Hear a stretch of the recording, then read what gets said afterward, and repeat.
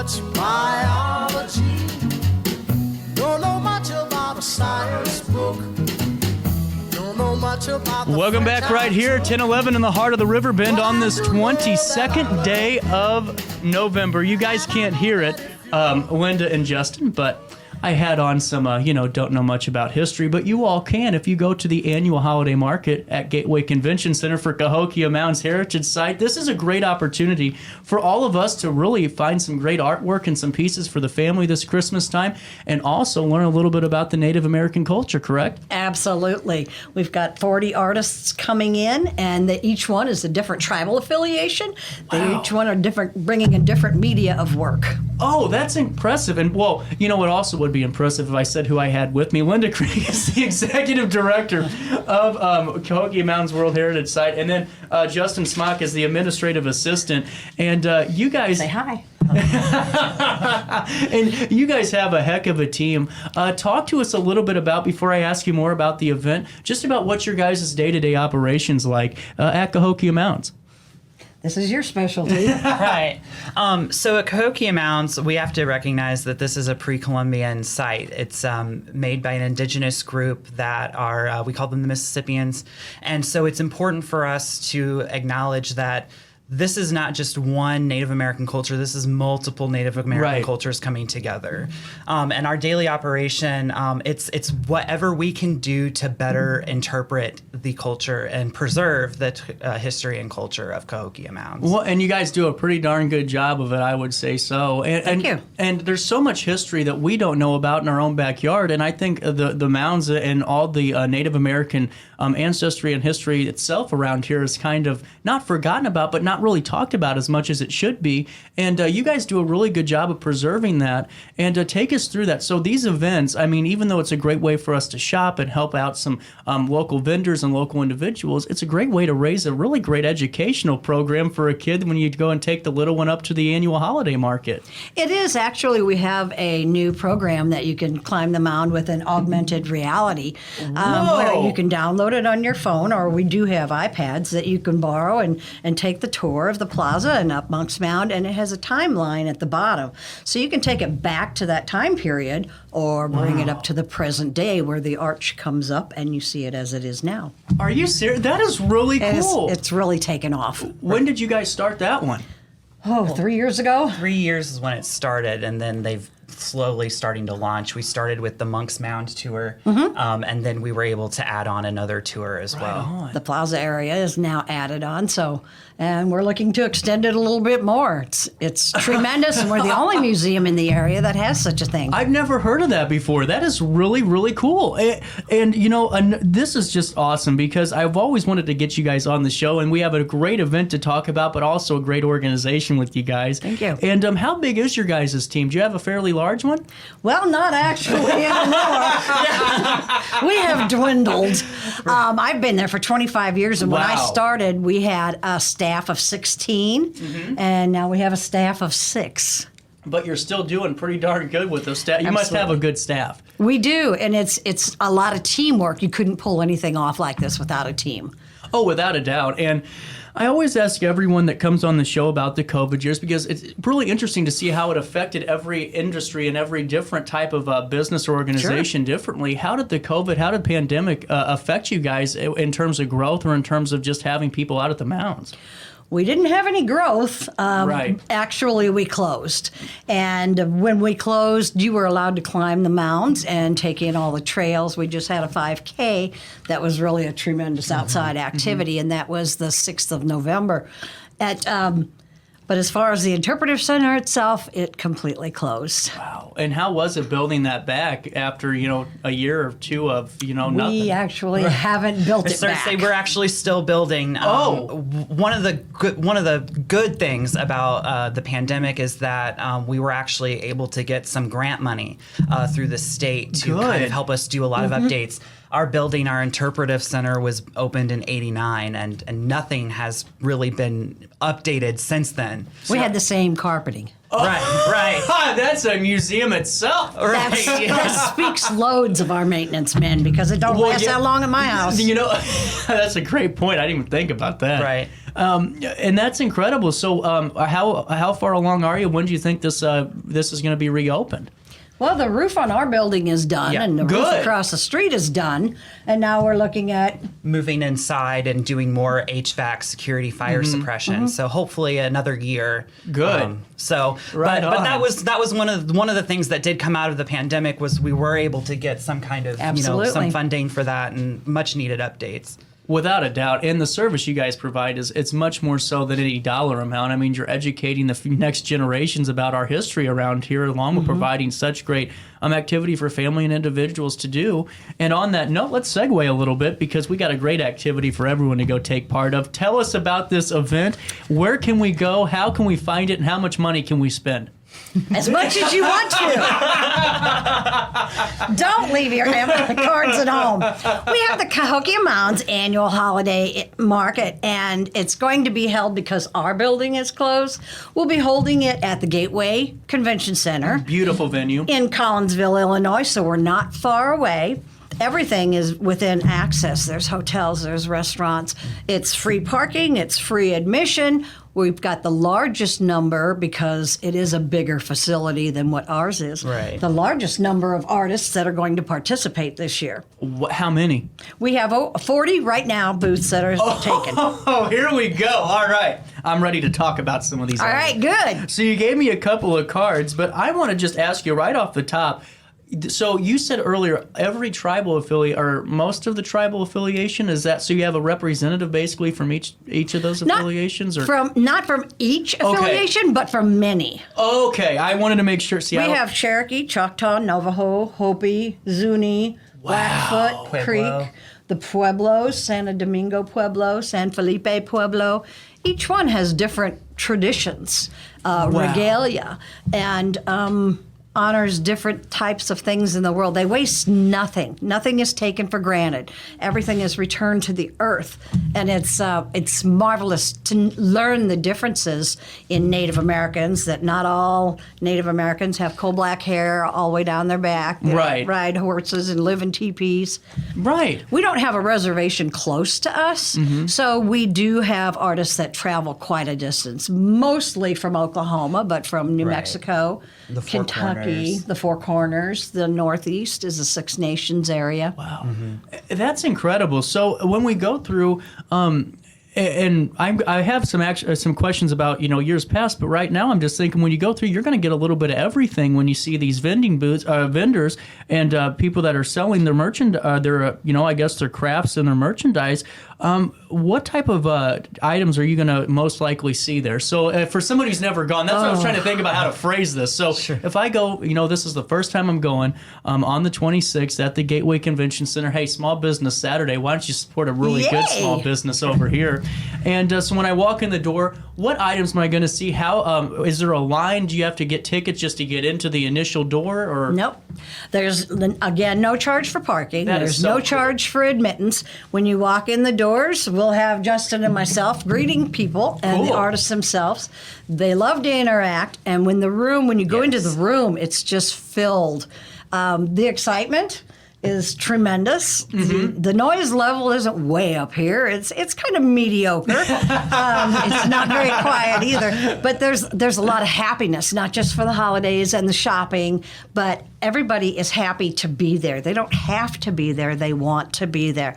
They bring to us, different artists bring different items. You'll see sculptures, you'll see oil paintings, water paintings, clothing, textiles, pottery, jewelry. Jewelry is looked after. Yes. That brings men, women, young and old. Well, I could only imagine that. And I think it's just incredible to see the different takes that each, tribe would have on how to design certain pieces. Is that pretty astonishing right off the bat? Can you see that pretty quick and go, wow? Right. And one of the unique things too is that some of the artists will actually be working on their materials doing demonstrations as you're there. So that's just another element to add to that educational component. Well, that's incredible. I mean, this is okay. I have never gone to this before. I'm not going to lie. I saw this online and I thought this is incredible. And the more people I talked to said, well, we try to make a tradition out of this. And I can see why. I mean, this is something to take the kids to. There's different artists each year. We try to bring in at least a quarter new artists. Yeah, there so are it's some not regulars, the same old. Yeah. That's awesome. Because so many times I get so frustrated because you go to the same event every year and it's like, all right, to the left, there's the guy selling soap, and you go up there and you buy the soap and then you move on. But this is different. So, Linda, you've been there for, you said 25 years. Yes. How has this event evolved since the time it started? Because we're going on, what, 19 or 20? This is our 19th. How is this transition from year 1 to year 19? Oh, my. We started this actually 19 years ago. And when we started it, we thought it would be great to have something that you could go to that's not like the mall, that not you have to worry about everybody getting a gift that's repetitious. Everyone is one of a kind. Not to cut you up, what have I been telling all of you folks for the last month? Quit going to Amazon. Grandma got that toaster by 50 people. I keep saying that. Really? Every day I tell people that. Quit doing it. This is a great opportunity to find that unique, one-of-a-kind item that's Absolutely. Oh, it's fantastic. See, we're all on the same page. And it's handmade, and you can see the uniqueness and the heart and soul that goes into each piece. And not just that, but to me, my soft spots for the history and all the lessons that artist, family member or relative's been passing on, those traditions that's been passed on for generations is right there in that one piece, and Absolutely. You can see it. And, you meet the artists. Exactly. You know who they are. They know what it meant to them. You know where it came from. Where the inspiration came from, and what the art actually means. Well, and that's what's so cool about this. And now I did get a couple of text questions coming in, and the first one I have is, what's the price range normally for this event? To what should people bring in their pocket? Would you guys have that? Oh my! I say just bring like $3,000. You walk in. Oh, that would be perfect. Yeah. Just perfect. You're done. Right. It's all covered. I mean, it seems like there is a price range for everyone. Okay. There are smaller things, there are more larger things as well. So I feel like there's something for everyone there. Okay, so bring a couple $100 and then go hang out at one of the great restaurants around the convention center. Or if you want to make a weekend trip out of it, the DoubleTree's right there. Yeah, absolutely. Go up there, find a room if you can, and then and do you guys see a lot of out of town visitors and guests at this that are consumers? Yeah, actually, and like I said, some of the artists are returners, and we do have individuals that will follow the art. You not necessarily follow them wherever they go, but they come back every year because they know that particular Nelson Garcia artist is going to be there. Yeah. He's a fine example. He's a silversmith. Yeah, and he has a following. I have heard of him. Now, so do you get to see? So you said earlier that some are doing their crafts or making their items, in front of us, or demonstrating. What type? Do you know ahead of time what is being demonstrated that we can kind of get in line early for? I would say. I would say Mel Cornshucker would probably be doing some pottery of some kind. Right on. He does pottery that's usable pieces. You can put it in the dishwasher. You can put it in the oven, microwave. Yeah, it's usable. It's very usable. Now, that's what I'll be looking at, because I love pottery and the kiln and how beautiful some of these ceramic pieces look. But then it's like, I don't trust my dishwashing ability. We have a dishwasher for a reason. I got to use it. Otherwise, I won't eat out of it again. In 25 years, we've had Mel. He's a repetitious artist. Okay. And in 25 years, I've had one piece ever come back, and Mel has replaced it without any questions. He said there might have been some type of a fluke in the clay. That's incredible. Yeah. And I got to ask you guys. So take us through. So Jimmy, I can't. Bear with me here, folks. Okay, I'm still learning. Take us through some of these. So Jimmy, Yawaki, is that right? Yes. There we go. Very good. What are we going to look at in terms of his booth or his vending space? So Jimmy is Zuni, and one of the art pieces that comes from the Zuni Reservation is actually fetishes. Okay. And fetishes are similar to a totem, and they each have meaning. And what your totem is and what you need can be found at Jimmy's table. And he has pieces that are from $10 to $400 or $500. Right, a few hundred. Wow. See, I told you. Different sizes. That is really cool. And what about Sue Perman, Woody Richards? Woody Richards, he has a little bit of humor. He's Lakota Sioux. Okay. And on his business cards, he writes, Sue, per man. Yeah, that's Well, I see it here too. I love this card because it has on there everything, but it also says you can reach him by smoke signal. He has a wonderful sense very of good. humor. And it also humor. says real Indian underneath of it, which is just great too. But so what can we see there? I'm sorry, I just saw the That's card and okay. got distracted. Woody is versatile, very versatile. Yeah. He makes cedar boxes of all sizes. You can get a jewelry box or a trinket box, cigar box, all the way up to a fan or a headdress box that you would keep your Wow. regalia in. That's cool. They're all made out of cedar. They smell divine. And then I could only imagine. oh yeah. And then he burns a design in the top. does an etching. That is so cool. You can have them custom made. I can get one that says like Our Daily Show or something. Absolutely. Yeah. And he delivers no charge. Real. When they're big, he definitely will. He also makes drums, hide drums from cow, from elk, Buffalo. buffalo, and he's so versatile. He does hide paintings. Wow. He makes knives, and they're all handmade, like out of flint with a elk bone and then wrapped in hide. Everything is designed by Woody, and it's made by hand. That's incredible. And one more artist I wanted to ask you about is two artists is Amelia and you gotta help me. Marguerite. Oh, Marguerite. See, at least I ask in advance. You got to give me credit here, you know? So this is authentic Native American jewelry. What type of ancestry are we talking here? Well, they do a fabulous job with mussel and Okay. a lot of shell. And spiny oyster. Spiny oyster. Coral. They custom size pieces. If it doesn't fit you, a lot of times they'll size it while you're standing there waiting and watching them do it.